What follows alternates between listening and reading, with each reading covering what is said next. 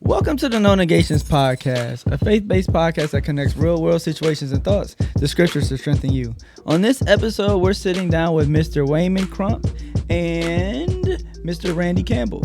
So let's dive into it.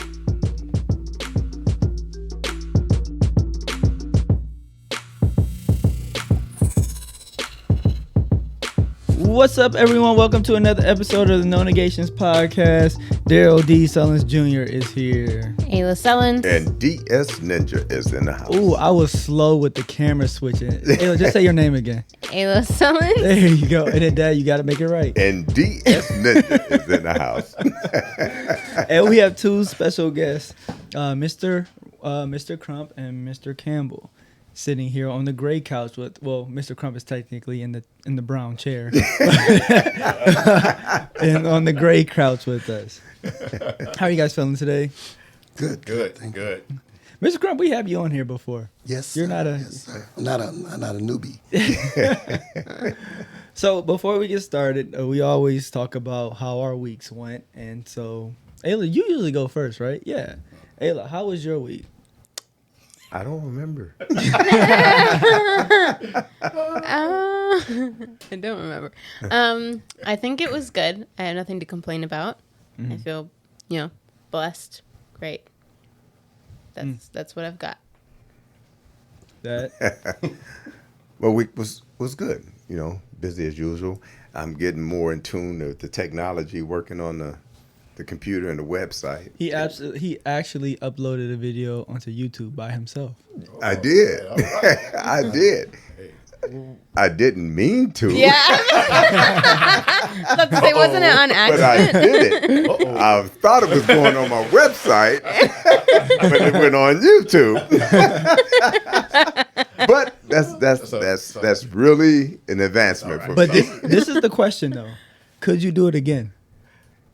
Look, man, don't put me out there. I take that as a no. I probably could. My week. Oh, you don't remember? No, my week was good. It was very busy. I did a lot of work today, or this week. You did. Like, we were like doing stuff to our yard. So I actually really like landscaping and cutting grass now. Like, I feel like my favorite store might be Lowe's. I spent a lot of time in Lowe's, so we was cutting the grass. We're putting in raised garden beds because we're growing our own vegetables and stuff now, and then we're about to get some chickens. The prices to make you do that. Exactly. Yeah. Yeah, I saw somewhere that said that by the end of the year, the cost for a carton of eggs could be around $12. I was like, oh, Ayla, we can get some chicken. So, Mr. Crump, how was your week? It was good. I am in the process of redoing my kitchen, so I really understand the cliche when it says sweat equity. I now know what that really means. So, Mr. Campbell, like, I've known you my whole life, but for whatever reason, your name on the video thing came up as Raymond, and it makes me want to say Raymond, and I don't know why. But I'm not sure. And it's Randy Campbell Sr. Yeah. Okay. Yeah. All right. Yeah. That's about right, because I was texting him, and he was like, "Hey, what time to come on?" This and that. I was like, "Well, I text you this message." Mm-hmm. He said, "I don't have no idea whose number that is." So somebody's going to show up. Like, Yeah. Hey, I'm on the podcast. oh, wait, so you sent it to the wrong number? I had 3 numbers for him, and so Probably RJ's. yeah, maybe because I called you before, Right. And so I just text, and I didn't hear back from him. Then he texted, "Hey, what time we coming on?" I said, "Wait a minute, I sent that." And I said, "Is this your number?" He said, "I have no idea whose number that is." That's funny. Well, Mr. Campbell, if this is actually who you are, how was your week? Week was good. A lot of work. I work at UPS, so it was kind of busy this week. But other than that, it was good. Got to see my grandbabies yesterday. Yay! It's funny because, like, ever since Ayla and I had this kid, my parents act totally This different. Kid, that's so demeaning. since we had Des, since we had Des, my parents act totally different. Like they're nice, and I've never seen like they're helpful. Like I was the kid, right? If I wanted something, save up for it. This baby got everything that I was wishing for when I was in like middle school. They just giving it to him, and it just doesn't make any sense to me. Yeah, well, that's what happens when you get grandkids. Totally different. But to tell the truth, that's your mom. So on this episode, this is actually a little bit different, and usually I have an idea on how to jump into each episode, but this one I don't know. Like this is hard. So we're kind of talking about grieving and grieving from like a spouse point of view, and so I don't know. Like I just think about one time a couple weeks ago, Ayla and I was in the kitchen and we were talking. And I was just looking at her, and I was looking at the baby. I was looking at her, and I was looking at the baby. I was like, dang, one day, like, we might be, like, one of us might be gone. I could not even imagine having to live life and just, you spend all this time with this person. You spend all the time with your kids or whatever, and then one day all that can just be done. And so I had no idea how to jump into this. And I wasn't able to go to the funerals, but my dad was telling me that you guys actually spoke at your spouse's funerals, and I can't imagine how was that process of preparing a eulogy or words of remembrance. Let me say this before they jump in, is that recently I was listening to an interview with Tony Evans, and they asked him, they said, how are you now since your wife passed? And I remember both of you speaking at your wife's funeral, and I'm sitting there, and I was like, it was like you guys gave the eulogy, and I was thinking, I said, I don't know if I will be able to do that. And it really affected a lot of people, and it made you think how much precious time is. Absolutely. And so that's why I reached out to you guys, because I had some people who passed recently, and I know what you guys went through can be a blessing to somebody. And so that's why we wanted you guys to come on. And I know it's a tough thing to talk about, So Do you guys want us to jump in? Yeah, because I literally I don't know how. yeah. Yeah. Okay. Well, for me, it was kind of a sudden thing with Javida. Yeah. She passed away unexpectedly. She was there one day, and then the next day she wasn't. And I came home and found her, and it was difficult. When I first came in, my mind was it was running all over the place. I didn't want to believe anything that was going on at the time. And I remember that night, I told the kids they all had to leave the house. Nobody could be there. And the reason was because I knew that my emotions were going to be all over the place. And that night, man, I went at God so hard. Man, I mean, I just yelled, I screamed. I said, wait a minute, like I'm one of your servants. Like, why would you do this to me like this? And he let me get it all out. And that was the good thing. He let me get it all out. And then he said, as we were going on, the day, I should go back. On that Wednesday, we had prayed together. So Javide and I and one of our friends had prayed together. And the prayer that I prayed for her that night, because she has health issues, I was praying for her to be healed. And that's what I asked. And I said, I would like you to heal Javide 100%. And then I said, no, I would like you to heal her better than 100%. And that night, he did heal her better than 100%. He said to me that night, he said, the only way that I could heal her better than 100% was to bring her home. And I was like, that still sucks, though.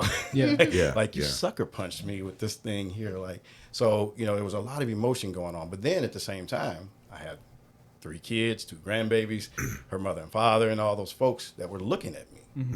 And so he said, now you need to stand.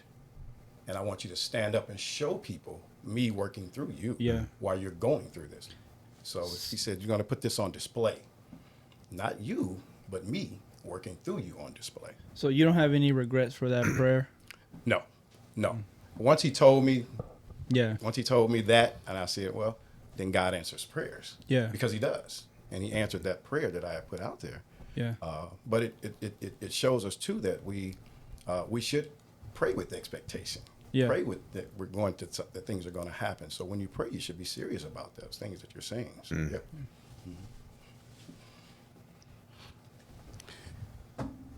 Well, for me, it wasn't sudden. My wife had contracted COPD years, I would say probably about 10 years ago, and so pretty much it fell in line with the medical profession said. She did great in the beginning, which the doctor said, her pulmonary doctor. And he says, boy, because she was actually keeping my grandchildren, which people still can't believe. It just showed me. That's why I said at the funeral she was my new hero, because she was doing things that you wasn't supposed to do with COPD. She was keeping infants, and my oldest, and so, because she basically utilized everything that she had, which was an encouragement to me for the future. So every, we call tragedies, has a lesson to be learned. But I understood. I lost my mother a few years ago. I lost my brother just recently. Now my wife. Now I really, and each one is different. Each loss, because I never thought, when I lost my mother, but that's why the Bible says that. Paul said, "This is a mystery. I consider you as one flesh." And these, I'm just sharing things that I did at the eulogy. But what was tough with the eulogy for me is that we were married for 44 years and we dated for 10. So I was 54 years, and the challenge for me, like, okay, what do I get up here? 54 years. How do I put that in encapsulated time? Yeah. And it's almost like, and I think I said it was a kind of unfair to try to do that, and then you just do the best you can, because you can't do it. You can't put all the, like you just mentioned, all the relationships and the things that you did together in one little short period of time. But she, as Randy said, the blessing was she wanted to see her grandchildren. I have 4, and she's seen all of them. God allowed her to see all of her grandchildren. And so you always look for how the grace of God, manifests himself in there. And so that was one thing that as you look back and reflect, you don't see it then, but as you reflect how the goodness of God, that he does always, he does love us. Now that didn't negate the part that he plays into real life, because he says that a man wants to die, so we're all going to leave here. It doesn't matter which way. But it is tough, and I think there's no way you can fill that hole. That it's a gaping hole that cannot be filled. And then people say time. It's, I don't know yet, because it's been so recently for both of us, so we can't even say time yet, because time is ongoing. So, Waymon, I remember something that you said that really, really hit home. And when you were speaking, you spoke about the things that Paulette used to nag you about, and you said, it's funny how you miss those times. You wish you still had those times. At the time it was going in, and you said that that just remind you to take out the trash. close the garage door. Yeah. Well, ironically enough, irony is that just this week, and I know Randy can speak on these things. Just this week, my dryer stopped working.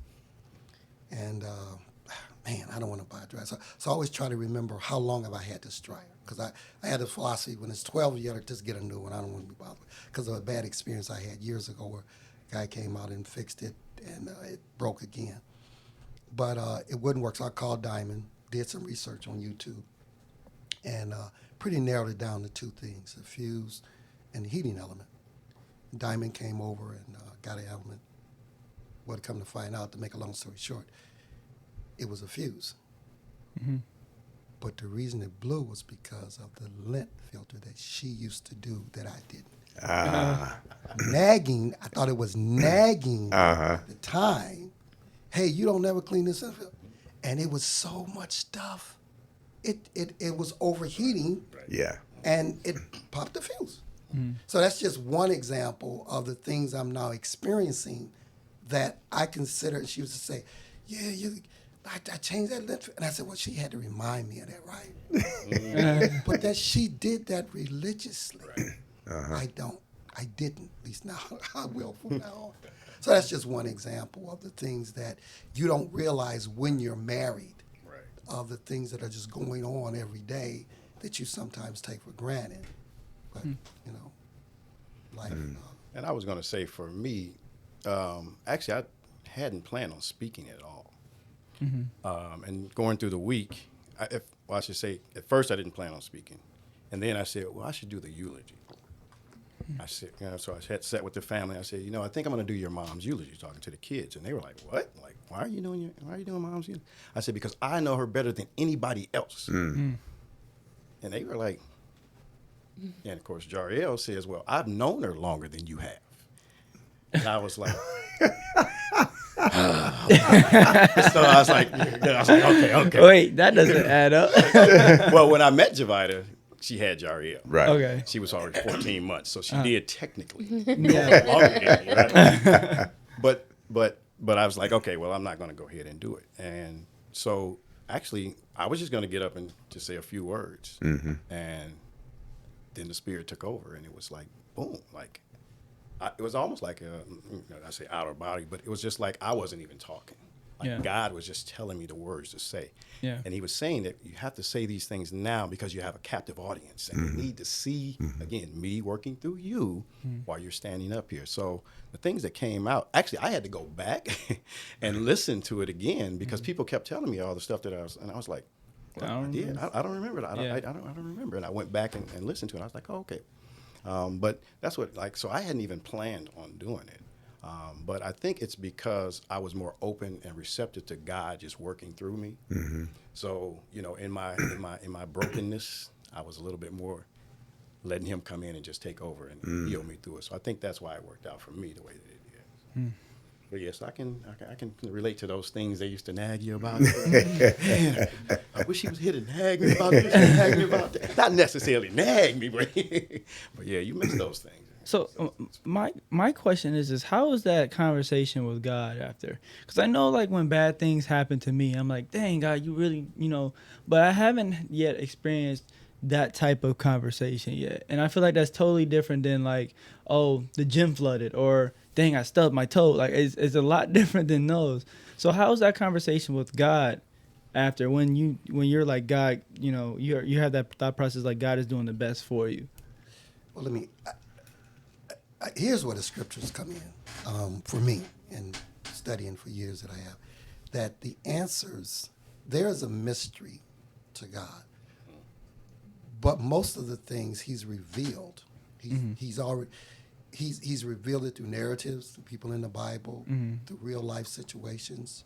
So the way I look at when you lose someone, whether it's a spouse or someone, we're all going to leave here either by an accident, getting hit by a car, or an illness, or sometimes it's genetics.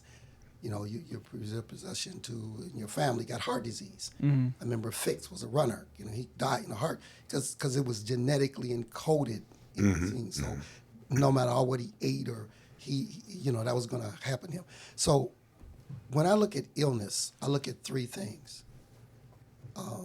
In my case with my wife, she smoked years ago. So she contracted COPD by smoking, a natural thing as a result of smoking.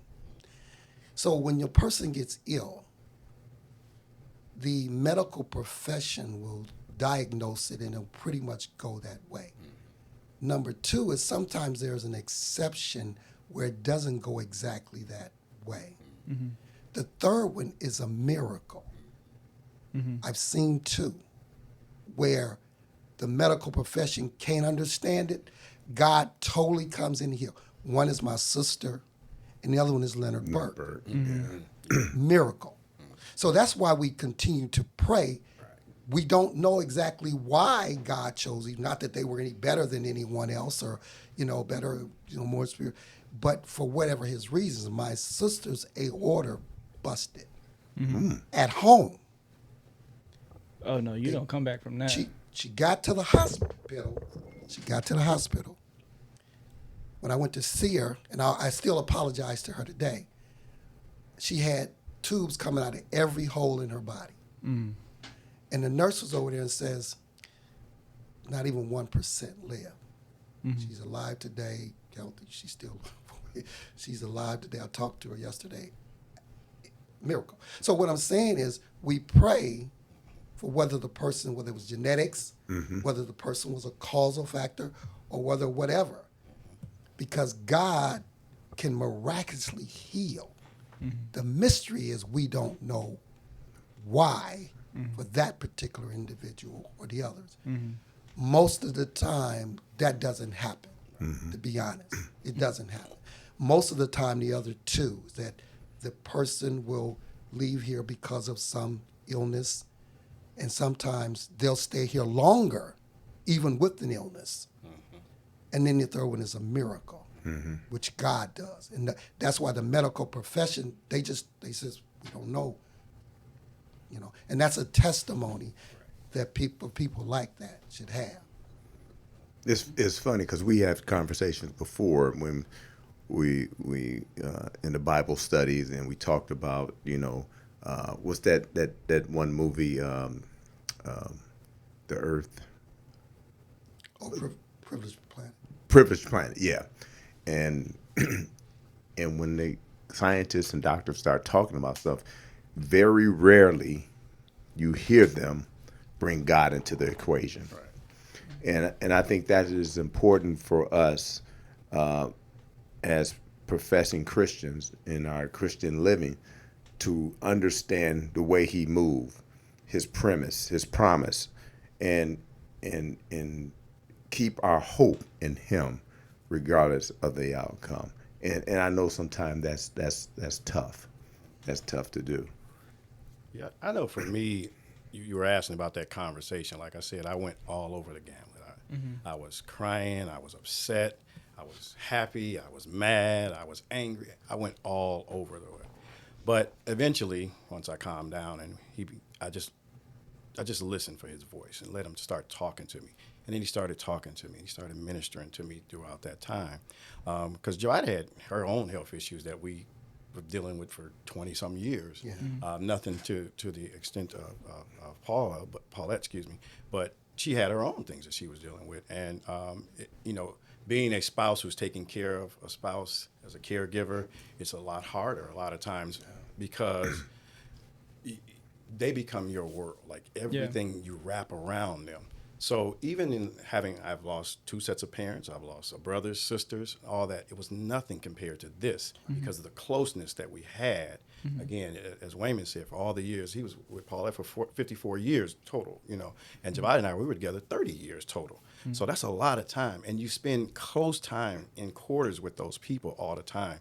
And so it is a different when you lose that. So then you get to see God though in a different light too. Yeah. And that's what happened with me is I saw him in a different light. He said there's a season for everything, Randy. Yeah. And he says that nobody leaves here before I tell them to. There's an appointed time for everybody. So, again, doctors can say, oh, they have this long to live, or, this is going to happen or something like that. But God is the one who says when it is time for us to actually leave here. He gave Javada 51 years plus, or however many days. And that's when her appointed time was. There wasn't anything that was going to change that. Sometimes people say, well, this person cheated death. You don't cheat death.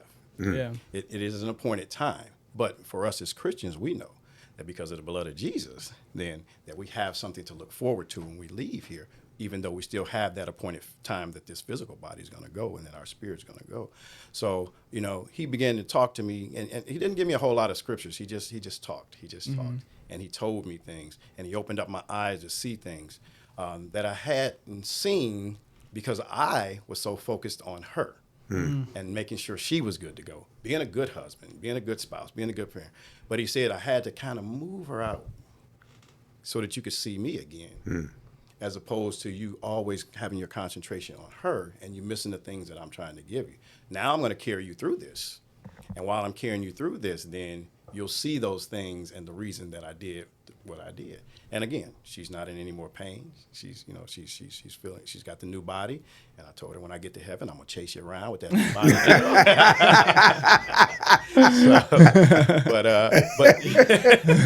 But it's that kind of thing that we joked about. We could always joke about, laugh. And those are the things that I'm sure Waymon and Paulette had. They had those things that nobody else shared with them. The good times and the not so good times, the really bad times when it was really tough. But it was the two of them and God together. Yeah. Three of us, you know, the three of us together. And that's what made that bond so strong. That made it even different than your parent when they pass, which again, it's a tough thing. A friend that passes or a sibling that passes, that spouse, especially, and again, if you're a caregiver for those spouses, you see some things and you go through, you know, you see them at their weakest moment, you know what I'm saying? And you know they're very vulnerable, and you begin to understand. You begin to understand how good God is, though, because He takes care of us all the time, regardless. I mean, even in their weakest moment, He's there taking care of them. You know, so that talk was tough. It was It went on all night. I want to piggyback briefly on something Randy said was very important as part of this narrative, is that the caregiving part. And I've always said this, you try to tell young people, outside of your faith, if you get married, your spouse is the second most important thing you'll do in life. Absolutely. And this shows you why, because you talked about something happened, like you and lady, y'all so young now. Because that person has to be there for you. And it's not easy. No. It's not easy. No. Now your life totally shifts to it's them. It's taking care of them, and that's what love does. You just, it kind of reminds you, geez, you forgive yourself. It's not about you anymore. We say that as a cliche, Right. but now it's real. You're living it. Yes. You know, what are their needs? You know, going to the hospital, making the appointments, and you know, she got to the point where she couldn't, you know, slowly progress. She couldn't walk and things like that, getting the thing. So when you pick a spouse or a spouse, that's why back in ancient time, they used to pick their spouse. Yeah. That's right. You know what? You don't need Leroy. Right. Yeah. You got to get him. Because sometimes the parents, and I'm not advocating doing that, but I'm saying there was sometimes the parents seen things that you got starry eyes you didn't see. Right. Well, he's cute. Exactly. Well, when you get on your back, is he going to be there? You know. Well, that's what they did with Saul. Yeah. You know, they wanted, he was tall, you know, warrior. They picked him, Handsome. but he was wretched. You know, and you guys said something, and we've talked about it on episodes before. But Karen and I, you know, this July it will be married 34 years. Good. And people often ask me, well, how do you do it? Young folks, how do you do it? I said, it's the bad times that glues you together. The things that you struggle and come out together on the other side. And there's so many people today willing to give up so quickly when a bump in the road comes, when something happens. They so quick to give up. And sometimes when you look at the grass on the other side, you get over there and find out it's astroturf. It ain't real, you know. And hey, that was actually funny. That was good. So when you have what God put together, and you better check to make sure God has that person for you.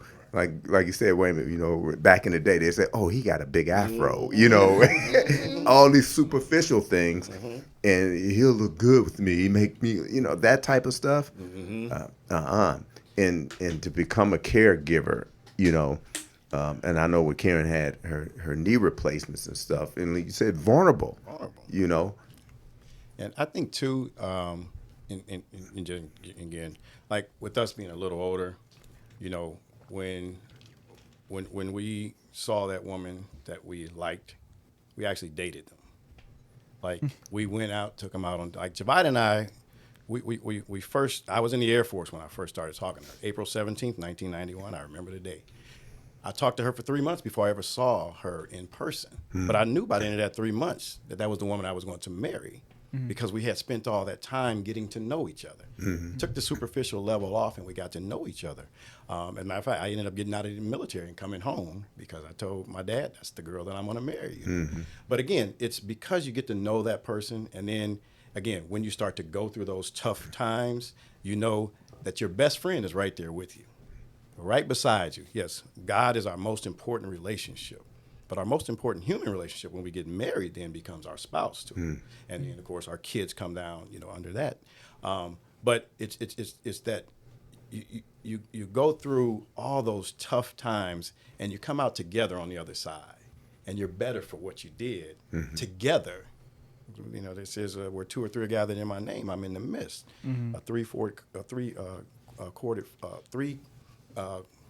Three-braided cord is not easily broken. Right. That was one of Javida's favorite verses. Yeah. And she used to say that to us all the time. She's like, we're that kind of cord. We're that kind of cord because we have that connection together. Why? Because of everything that we went through over all those years that no one else went through with us.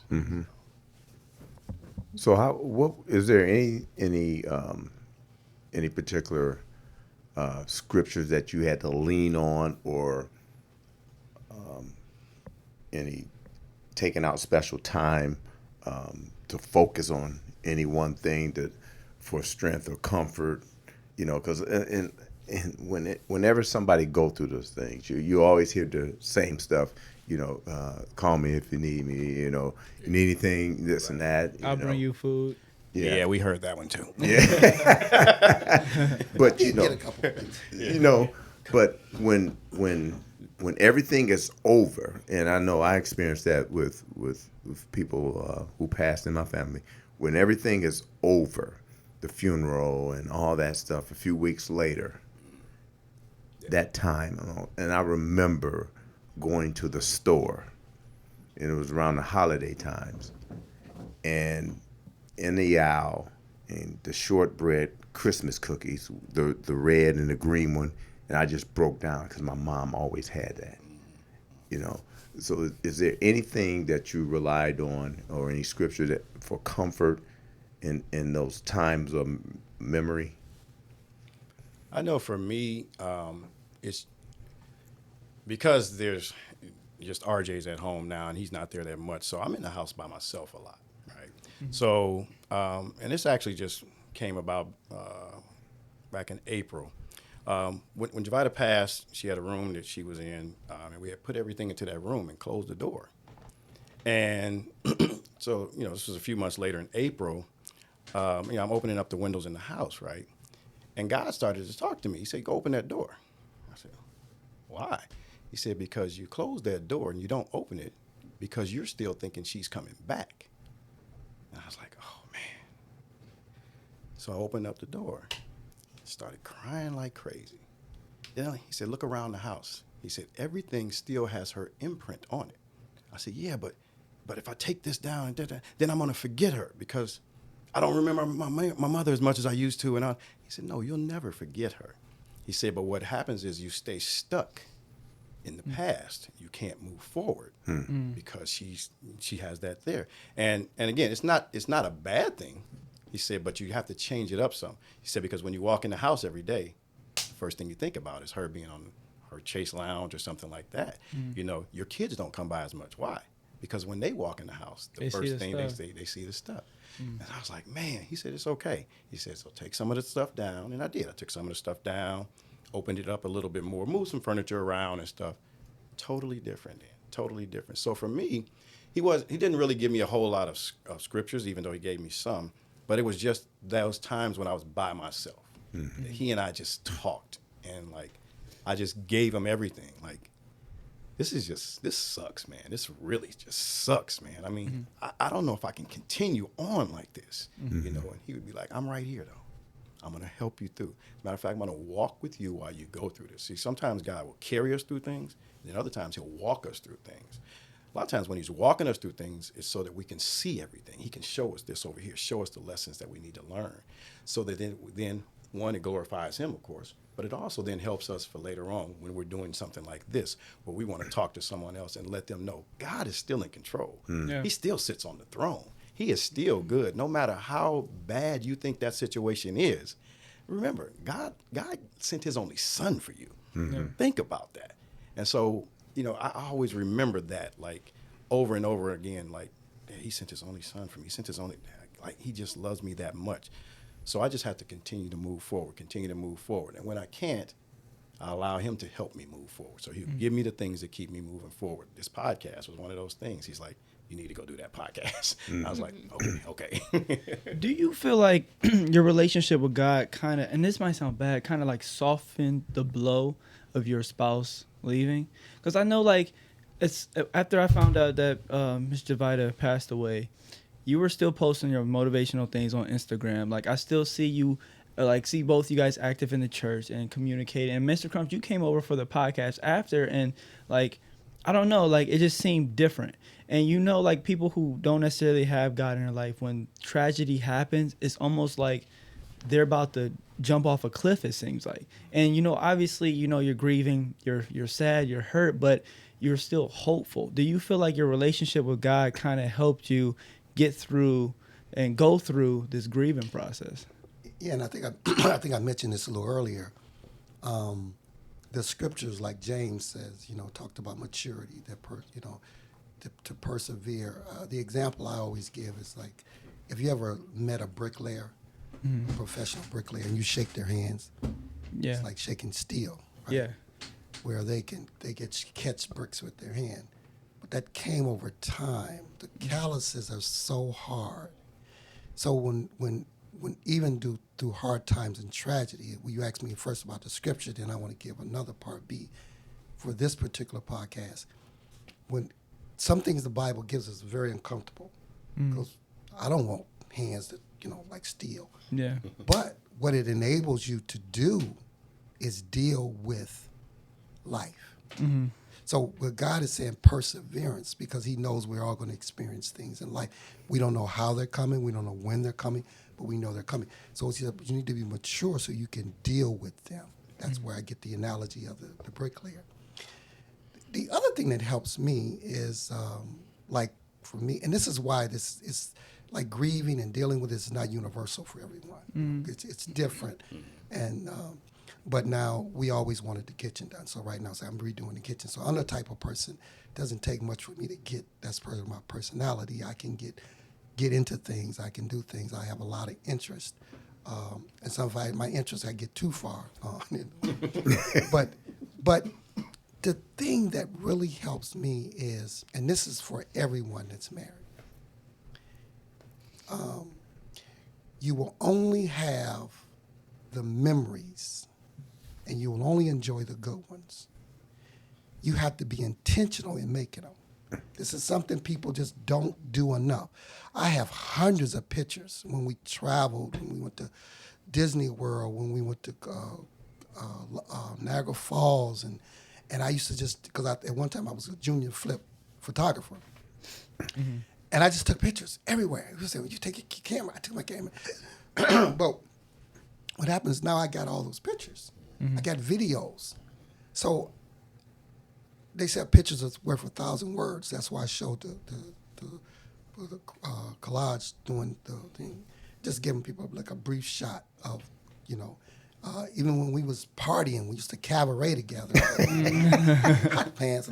But really nice to have. So the thing is, like, creating good times must be intentional. Exactly. You have to intentionally do that. You will fall into the quote of a rut when you're married for long periods of time. So someone has to say, no, we need to do this. We need to take some pictures. We need to, and when you see activities like with the grandkids and everything, take those pictures, because the memories is all you will have. Make good ones. Make good memories, because that's all you got. And it's funny you said that, because Javida was a big picture taker. Even though I worked at the photo shop for 20 years. She was the one that took all the pictures. I mean, she has 2 phones that have like 15,000 pictures on them each. You know, I'm like, oh my God. But you're right. Like, one of the things that we did as a family was we sat down and we started looking at those pictures when we were trying to make the collage up. And it just brought back so many memories, so much so that we went to her parents' house and they brought out pictures that we hadn't seen before of her. So it helped us through that process of being able to make those memories. But I agree with Waymon, is that you have to intentionally make those good moments. You know, you're always going to have bills. They're going to be there forever. You know, your boys, you can hang out with them whenever, but those memories that you make with your wife and your kids, those intentional memories, moments like that, you can't put a price tag on that. And when something like this does happen, then you have that to fall back on, because again, as you said, the memories are what's going to keep us going, you know, keep us moving forward as we go forward. Do you guys have anything that you regret as a spouse that you've done? And how much time you got? Ayla set up for that one. No, I've been so quiet. I know you have. But this is so like emotional, and I'm just trying not to cry. I see it on her face, because you know I got the cameras. I got the cry. Yeah. Go. I'm sorry, what was the question?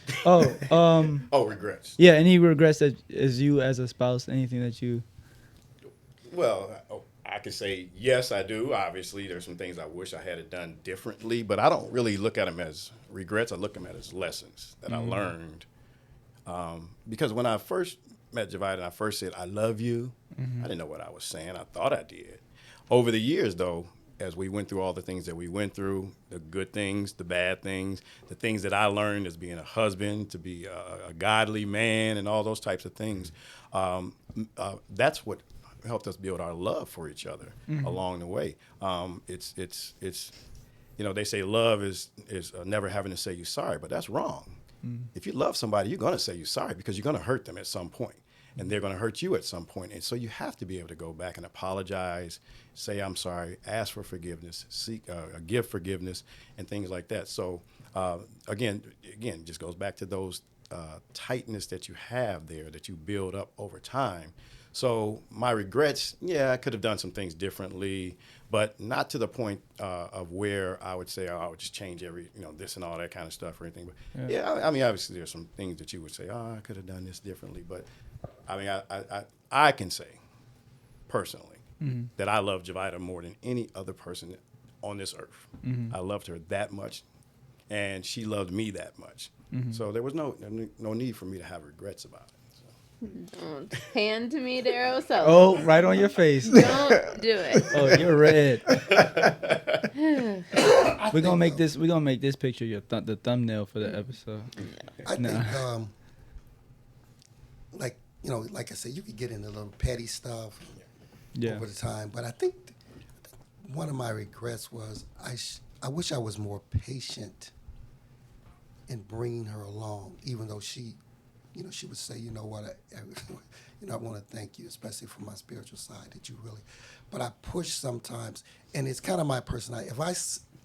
Once I'm convinced that something is right, and I want, especially the people I want them to see it, and I want them to get it, and people just don't come along like I want. And she used to say, "You think everybody think like you." And she was right, but there was a part B to that. There is a right and wrong. That's true. There's a right way. There are financial principles. There are principles that are just true. How people receive them and the time span differs from individuals. And I think initially I just wanted her to get it. Like when I started in investments, I had to go with her 401k, and I had to spend like I don't know how long. Okay, you got to get this, because what if something happens? Because my point to her was, what if something happens to me? Yeah. You need to know these things. So I could have been more patient, and we got there on some things. Some things the person may not ever get there. Right. So the patience, but it's a regret. But then again, what I was trying to do is better for her. I was trying to help her, which the things that I know that were true. I know, Waymon, you always said, and it really stuck with me, is when you talked about when you and Paulette was going to buy the house. Oh yeah. And you said you guys was on the same page. You know, regardless of what happened, when you're on the same page, things can happen. Since the passing of your spouses, how are you with the kids? You know, how are they? How are they moving along, or how are you guiding them? Because you just said, you know, sometimes you want to bring them along. How was that process? Well, this is for another podcast. Was the kids, I only had one, the daughter, Right. and then my grandkids. The grandkids are like, man, I tell you, that's why when Karen, like, grandparents, Yes. it's different. a whole different thing. But obviously, what my daughters she really took it hard.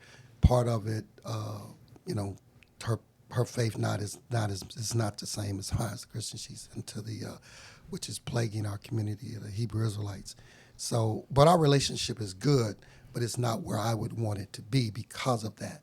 The grandkids, I'm not as influential because they're being raised by, you know, them, which is but when we are together, they treat me like a rock star. Hey, Papa, you know, which, you know, so you're trying to, you know, like when they come over, trying to teach them like respect things, like, you know, I got Frederick Douglass, like once you learn how to read, you're forever free. Things like that. I'm trying to influence them on, again, things that I know. I'm a little more patient now, but things that I know that are true that's going to help them. I'm trying to influence them when I do have them together. And I want them to just be kids. I mean, I want them to enjoy their childhood, you know, the grandkids, that is. So I kind of give like your original.